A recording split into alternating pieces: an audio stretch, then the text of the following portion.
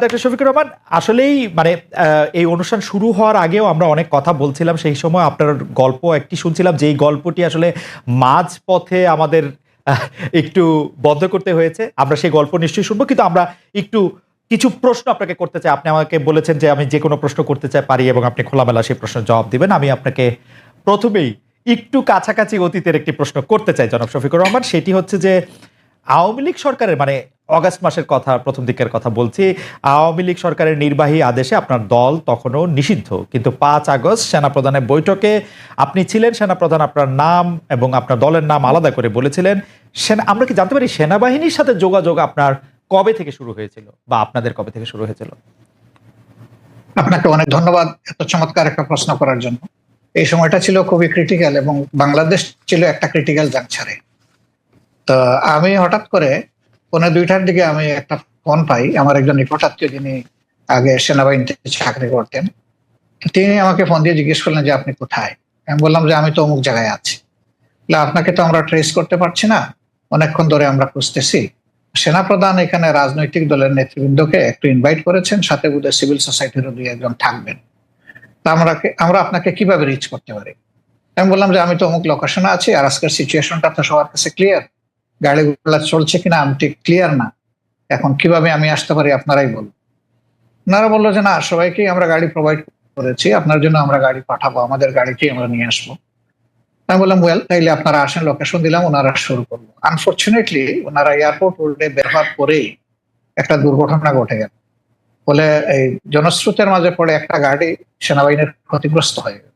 এই অবস্থা দেখে তারা আবার ব্যাক করে চলে গেলেন ক্যান্টনমেন্টের ভিতরে। গিয়ে আমাকে বললেন যে আমরা তো ফেল করেছি, এখন কি করা যায়, সবাই তো আপনার জন্য অপেক্ষা করছে, বাকি সবাই এসে গেছে। আমি জিজ্ঞেস করলাম কে কে এসেছেন। বললেন যে বিএনপি নেতৃবৃন্দ এসেছেন, জাতীয় পার্টির নেতৃবৃন্দ এসেছেন, এবং আসিফ নজরুল সাহেব, অধ্যাপক আসিফ নজরুল সাহেব আছেন। আমি বললাম তাইলে আমি কি করতে পারি?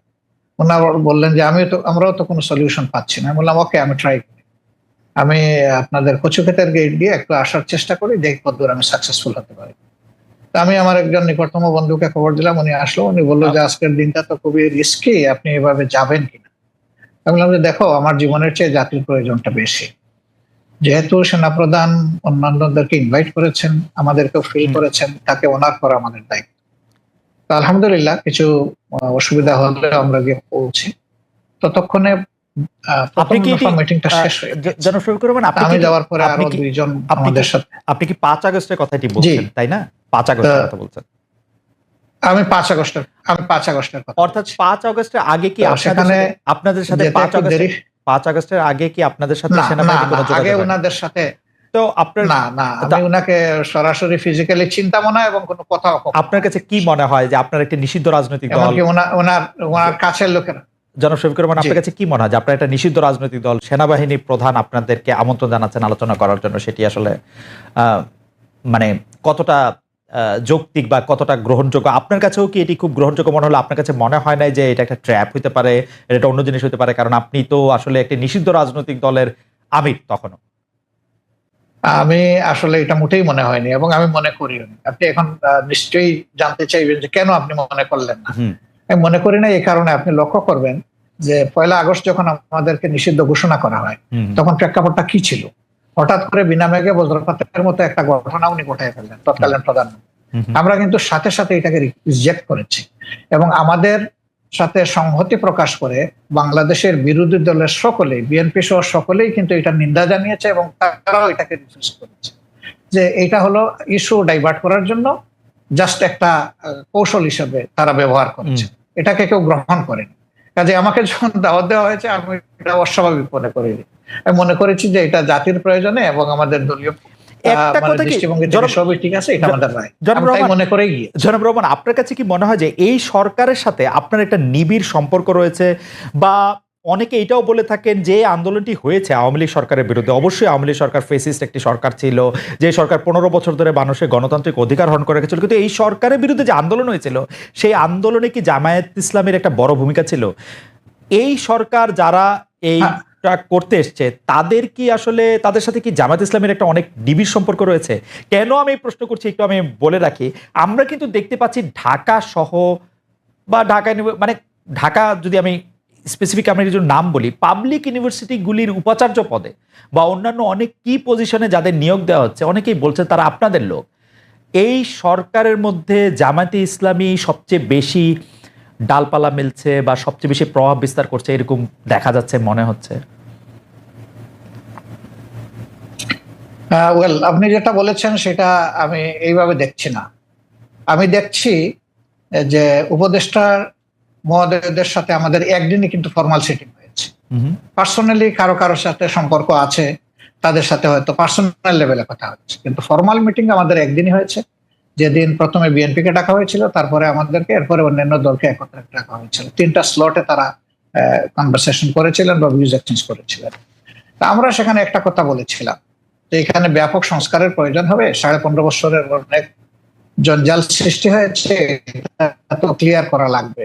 আমাদের কথা একটাই থাকবে যে আপনাদের দৃষ্টিতে যারা ইফিশিয়েন্ট, কম্পিটেন্ট এবং স্মার্ট এবং এই দায়িত্ব পালনে যারা সক্ষম, তাদেরকে আপনারা বিভিন্ন জায়গায় পদায়ন করবেন। আমরা কোনো নির্দিষ্ট নাম আপনাদের কাছে রেফার করতে চাই, এটা আপনাদের নিরপেক্ষ বিবেচনার উপর, বিবেকের উপর আমরা ছেড়ে দিলাম। আর যারা এখানে নিয়োগ পাচ্ছেন, কোনো শিক্ষককে আমরা বা অন্য কোনো দলের এইভাবে আমি আসলে কালার করতে একেবারে মোটেই রাজি না। কারণ শিক্ষক শিক্ষকই, তার মর্যাদা সকল ছাত্রের কাছে, তার পরিচয়, তিনি একজন শিক্ষক। সেই হিসাবে তাকে যদি কোনো দলীয় রূপ দেওয়া হয়, তাহলে এটা তাদের প্রতি জাস্টিসও হয় না, আর তারা দায়িত্ব পালনেও সেই রকম সক্ষম হবেন না। এই জন্য এই বিষয়টাকে কে কিভাবে দেখছেন আমরা জানি না, কিন্তু আমরা এইভাবে দেখছি। ওকে, আপনারা কি তাহলে শিক্ষককে আপনারা শিক্ষকই বলতে চাইছেন? আমি জাস্ট এক লাইনে জানতে চাইতেছি, আওয়ামী লীগও যাদেরকে নিয়োগ দিয়েছিল তারা তো শিক্ষকই ছিলেন, কিন্তু তাদের কিন্তু আমরা দেশব্যাপী, রাষ্ট্রব্যাপী বিভিন্ন জায়গায় বিভিন্ন অমর্যাদা হতে দেখেছি। তাদেরকে পদে করতে বাধ্য করা হয়েছে, তাদেরকে বিভিন্ন ধরনের লাঞ্ছনা বা গঞ্জনার মধ্যে দিয়ে যেতে হয়েছে। সেটা আপনি আসলে কিভাবে দেখেছেন? জামাত ইসলামী কিভাবে দেখেছেন? আমি কিভাবে দেখছি সেটা একটা ইম্পর্টেন্ট প্রশ্ন।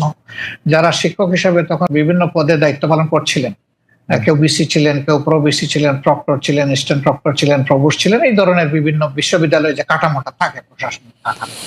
কিন্তু আমরা সেখানে কি দেখলাম?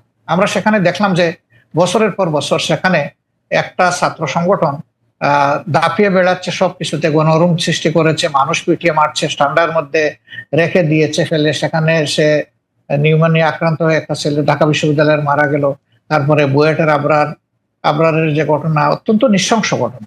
সেই ক্ষেত্রে আমরা কিন্তু শিক্ষকদের কাছে যা আশা করি সেই পারফরমেন্সটা তারা কিন্তু তখন করেন। কিন্তু তারপরেও আমি বলবো যে শিক্ষকের অমর্যাদা এটা কোনোভাবেই হওয়া উচিত নয়। তার আলটিমেট পরিচয় তিনি একজন শিক্ষক। আচ্ছা, তিনি যদি তার কার্যকলাপের কারণে তার নিজের শিক্ষার মর্যাদা নষ্ট করেও থাকেন, তবুও শিক্ষককে কেউ অমর্যাদা করুক, এটা আমাদের মোটেই পছন্দ না। যদি ইসলামের রাসূল সাল্লাল্লাহু আলাইহি সাল্লামের যুগ থেকে নিয়ে 1000 বছরের পৃথিবী দেখেন, তো তখন প্রায় অর্ধেকটা পৃথিবী সরাসরি খিলাফার অধীনেই ছিল, এবং এই অর্ধেক পৃথিবীতে অন্য সকল ধর্মাবলম্বীরাই কিন্তু তারা সেখানে বসবাস করেছে, যার যার ধর্ম পালন করেছে। এবং আমি স্পেসিফিক যে কথাটা বলবো যে সেই সময়টাতে 1000 বছর, যে ইসলামের সোনালী যুগ যেই সময়টা ছিল, সেই সময়টায় পৃথিবীতে যে বড় আরো 2টি ধর্ম রয়েছে, যেগুলোকে পূর্ববর্তী কোন আসমানি ধর্মের অনুসারী বলে আমরা বিশ্বাস করি, এবং আসলেও তাই, একটা ইহুদি ধর্ম, খ্রিস্টান ধর্ম। সেখানে আপনি যদি প্রায় 1000 বছরের ইহুদিদের ইতিহাস পড়েন, তাহলে সেই 1000 বছরই প্রায় ইহুদিরা খ্রিস্টানদের দ্বারা নিগৃহীত হয়েছে, বিভিন্ন জায়গায় নির্যাতনের শিকার হয়েছে। আর 1000 বছরই ইহুদিরা মুসলমানদের আশ্রয় প্রশ্রয় বিভিন্ন জায়গায় তারা নিরাপত্তা পেয়েছে। কাজেই ইসলামের যে 1000 বছরের যে ইতিহাস, ঐতিহ্য, সেখানে অবশ্যই অন্য ধর্মাবলম্বীদের ভাবার কোনো সুযোগ নেই। কিন্তু আমি একটু বলছি যে আমাদের এই সাবকন্টিনেন্টালে এখানেও প্রায় 800 বছরের ইসলামী এবং মুসলিম শাসন ছিল। সেই সময়টাই 800 বছর ধরেই কিন্তু এখানে হিন্দুরা সংখ্যাগরিষ্ঠ ছিল, মুসলিমরা সংখ্যার দিক থেকে কম ছিল, কিন্তু তারা শাসক ছিল। 800 বছরও কিন্তু এই সংখ্যাগরিষ্ঠ হিন্দুরা কখনোই অনুভব করেনি যে তাদের মধ্যে সিকিউরিটির খুব অভাব রয়েছে। জনাব আমরা আবার আসবো আপনার কাছে। আমি শুধু প্রশ্নটা করে রাখি, আপনি যে সময়টার কথা আছে ইসলামিক শাসন এবং সেইটা 1000 বছরের শাসন, বা এই বর্তমানে পশ্চিমা উত্থানের সময়টাকে খ্রিস্টানদের শাসন, আপনি সে যেটা বলছেন সেটা এভাবে বলা যায় কিনা? যারা এই 1000 বছরের পৃথিবী শাসন করেছেন তাদেরকে আসলে ইসলামিক ভাবাদর্শে বা ইসলামিক মতে তারা পৃথিবী শাসন করেছেন কিনা? আমাদের উপমহাদেশে যারা মুসলমান, আপনি যাদেরকে মুসলমান শাসন বলছেন, সেটা মোগল হোক, পাঠান হোক, তারা আসলে সুদূর পরবর্তী ভাবেও আসলে ইসলামী শাসন ব্যবস্থা করেছেন কিনা সেটি নিয়ে আমরা আসলে আপনার সাথে একটু প্রশ্ন করবো, নাকি আপনি আসলে শুধুমাত্র তাদেরকে ব্র্যান্ডেড করছেন যেহেতু তাদের নাম দেখে নাম পড়ে মুসলমান না, মনে হয়? আমি সেটা মূল জায়গাটা যেটা বলবো, জি, সেখানে শাসন ব্যবস্থার ক্ষেত্রে, আইনের ক্ষেত্রে মূল ভিত্তিটা ছিল কোরআন সুন্নাহ। ব্যক্তিগতভাবে অনেকেই অনেক অন্যায়, আমার মনে হয় যে জনাব মামুনুল হক, ভিত্তিটা ইসলাম থাকার কারণে এখানে জনাব অন্য ধর্মাবলম্বীরা কোনোভাবেই বিচার ব্যবস্থায় কোনোভাবে বৈষম্যের শিকার হওয়ার কোনো সুযোগ ছিল না। জনাব মামুনুল হক, আমি একটু একান্তভাবে অনুরোধ করবো যে আপনি আইনের ব্যবস্থাটা কোরআন সুন্নাহ ছিল কিনা সেটিকে আবার একটু চেক করে বলবেন কিনা, অটোমানদের ক্ষেত্রে, মোগলদের ক্ষেত্রে, পাঠানদের ক্ষেত্রে। আমরা গত 3 মাসে কিন্তু আরো কিছু ঘটনা খবর পেয়েছি যেখানে রাস্তায় চলাচলরত নারীরা আক্রান্ত হয়েছেন, পোশাক নিয়ে নারীদের কটূক্তি করা হয়েছে বা হচ্ছে। এসব ঘটনায় আপনাদের ক্ষেত্রে আপনাদের সমর্থন কি আছে? অনেক ক্ষেত্রে তৌহিদি জনতার কথা বলা হয়েছে। আমি একটু শেষ করি, আমরা একটু শেষ করি। তো অনেক ক্ষেত্রে তৌহিদি জনতার কথা বলা হচ্ছে। এই তৌহিদি জনতা আসলে কারা, তাদের আপনি চেনেন কিনা, জানেন কিনা, জনাব মামুনুল হক?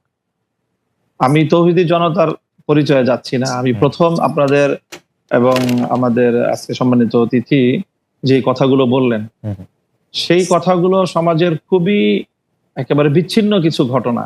আর এর বিপরীত দিকে আমরা এই দেশে এই মানে প্রকৃত অর্থে যারা প্র্যাকটিসিং মুসলিম, আমরা আমাদের বেশভূষায় এবং লেবাস পোশাকে আমরা যে কতটা এখানে নানাভাবে বৈষম্যের শিকার, হেনস্থার শিকার, তার খুব কম দৃষ্টান্তই আপনারা মিডিয়াতেও আনেন। আর আপনাদের এই সাধারণ যেই যারা মহলে চলাফেরা করেন, আপনাদের খুব কম আমার মনে হয় এটা জানাশোনা আছে। এই যে কালী পূজার যে দৃষ্টান্ত উনি আনলেন, আমি যদি এর বিপরীতে দৃষ্টান্ত আনি যে বাংলাদেশের বুয়েটের মতো একটা শিক্ষা প্রতিষ্ঠানে সেখানে সব ধরনের গান, বাদ্য ইত্যাদির অনুষ্ঠানগুলো দেদারসে হচ্ছে, কখনোই সেখানে এটা নিয়ে কখনো কোনো সময় পারমিশনের ক্ষেত্রে কোনো বিধিনিষেধ হচ্ছে না, অথচ তারা একটা কোরআনের তাফসিরের আলোচনা করতে গিয়ে অনুমতি চেয়েছিলেন। রাসূল সাল্লাল্লাহু আলাইহি ওয়াসাল্লামের জীবনী আলোচনার মতো খুব একটা সাধারণ মানের ধর্মীয় অনুষ্ঠান আয়োজন করা পারমিশন চেয়েও বুয়েটের কর্তৃপক্ষের কাছ থেকে সেই অনুমোদনটা পাননি। এটা সকল মিডিয়াতে এসেছে। ঢাকা বিশ্ববিদ্যালয়ের কথা যদি বলি, এই ঢাকা বিশ্ববিদ্যালয়ে আপনার কত বছর, কত যুগ পর্যন্ত ইসলামের নামে কোনো ছাত্র সংগঠনকে আপনারা একটা প্রোগ্রাম করতে দেয় নাই, অথচ সেখানে অন্য সব ধরনের ছাত্র সংগঠনগুলো তারা কার্যক্রম পরিচালনা করছে। কমিউনিজমের মতাদর্শের যারা তারা করতে পারবে, অন্যান্য তারা করতে পারবে, শুধু ইসলামী ছাত্র সংগঠনের নাম নেওয়া হলেই ঢাকা বিশ্ববিদ্যালয় তাদেরকে অচ্ছুত হিসেবে সাব্যস্ত করে রাখা হয়েছিল। এই বিষয়ে তো কোনোদিন ওনারা কথা বলেন। জনাব মামুনুল হক, একটু জানতে চাইছি যে ইসলামের নাম নিয়ে কোনো প্রোগ্রাম ঢাকা বিশ্ববিদ্যালয় হয় না, কিন্তু অন্য কোনো ধর্মীয় আলোচনার বা কোনো এরকম কোনো প্রোগ্রাম কি হয়েছে? মানে আসলে তো ইসলাম নিয়ে অনেক ধরনের প্রোগ্রাম ঢাকা বিশ্ববিদ্যালয়ে হয়েছে, সেটা আমিও জানি, ইসলামের নিয়ে অনেক কিছু হয়েছে। ব্যাপকভাবে দেখেন, প্রায় প্রতিটি হলেই খুব সুন্দরভাবে আমি আপনাকে ব্যাপকভাবে সেখানে হিন্দু ধর্মাবলম্বী সংখ্যা কত সেটারও কোনো হিসাব করা হয় না, তাদেরকে নির্বিঘ্নে হলের মধ্যে জাঁকজমকপূর্ণভাবে তারা পূজার আয়োজন করছে। আমি জনাব মামুনুল হক, ঢাকা বিশ্ববিদ্যালয়ের ব্যাপারটা একটু বলি।